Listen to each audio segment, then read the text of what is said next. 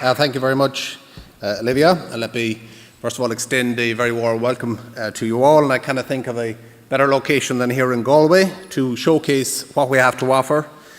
Galway has been a gateway for the Atlantic Ocean, whether it be for fishing, tourism, recreation, or providing transport, for example, to our islands. And with over 220 million acres of designated continental shelf and water depths of up to 5.5 kilometres, it's safe to say that Ireland has a lot to showcase.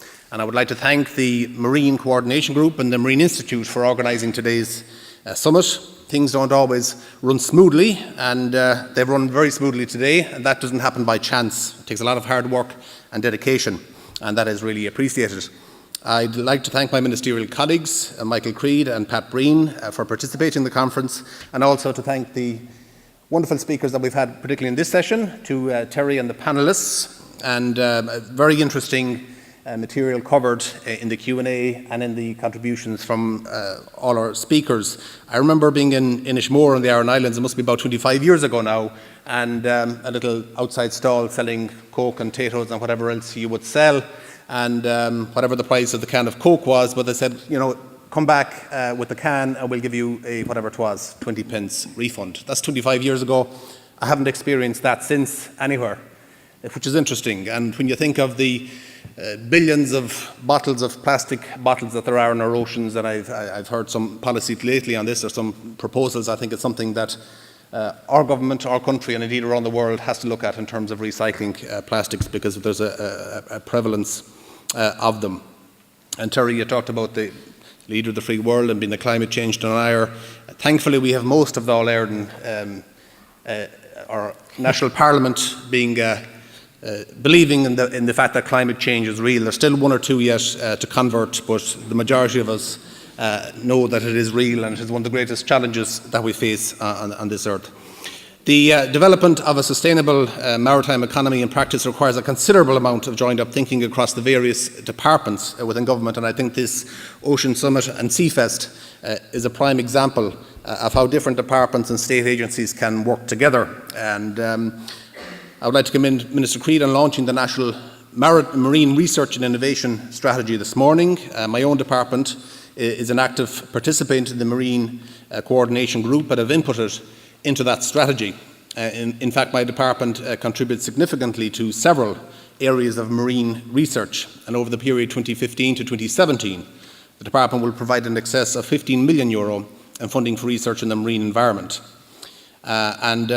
As Minister with responsibility for natural resources, community affairs and digital development, I would like to update you on a number of areas in my department. The Infomar project has become renowned, as is well known now, for seabed mapping programme. Infomar, an initiative that is acknowledged through the now popular image of the real map of Ireland, displaying our potential offshore territory as 10 times that of our onshore.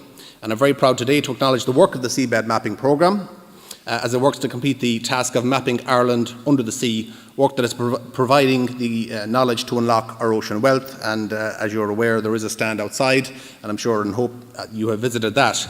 The Infomar project, funded by my department through the Geological Survey of Ireland, and I'd like to welcome Kyne Verbruggen and the team here from the GSI, is tasked with the job of completion of mapping of all of Ireland's marine area. And phase one of this work, from 2006 to 2016, mapped the 26 priority bays and harbours of Ireland, as well as 3 priority offshore areas.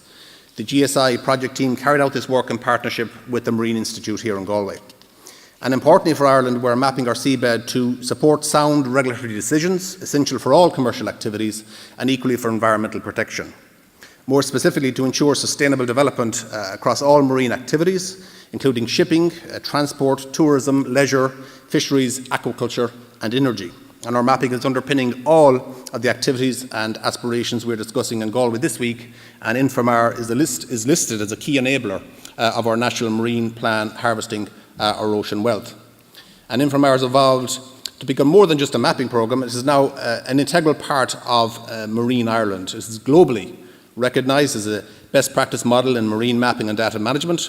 It has created a flagship brand to market our related expanding indigenous digital ocean technologies, and it provides operational and spatial data expertise to support critical initiatives from emergency response to the marine spatial planning and development.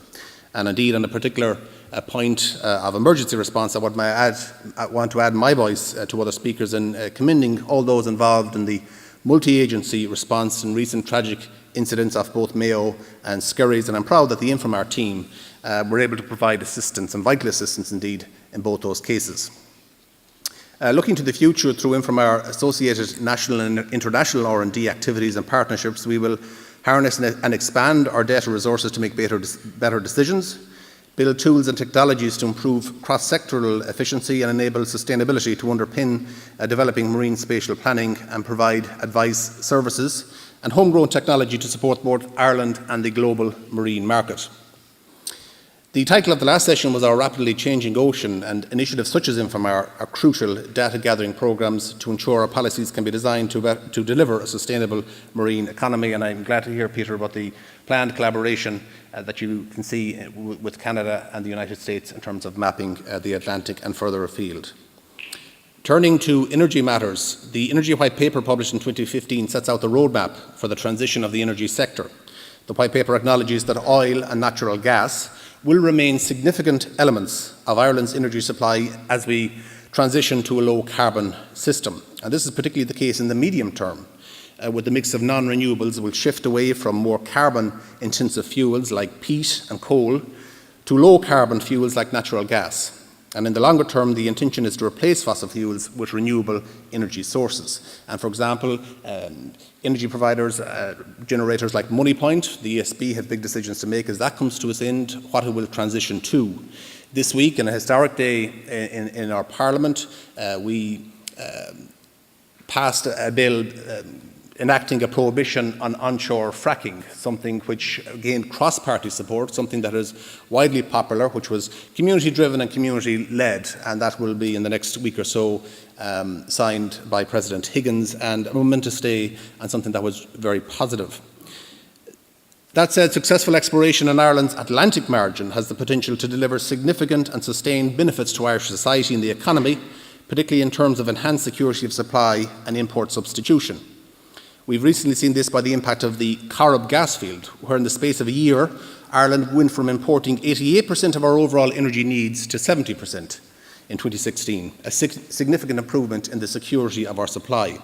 And last year, we imported less than half of our natural gas. This is welcome, particularly given the decision of the UK, obviously, to leave the European Union, which means we will no longer be directly connected energy-wise to the EU. And it's of utmost importance that any exploration is done in an environmentally responsible manner. And to that end, my department has rolled out an environmental programme in collaboration with the National Parks and Wildlife Service called the Observe programme, again, which there was a stand outside. It's a significant environmental data acquisition programme designed to acquire new baseline data with the aim of filling existing data gaps with regard to protected marine species and sites in key offshore basins. And the programme is also a great example of two departments collaborating together. In terms of offshore renewables, my department is currently undertaking a review of the Offshore Renewable Energy Development Plan, and this plan sets out the key policies and objectives of the country.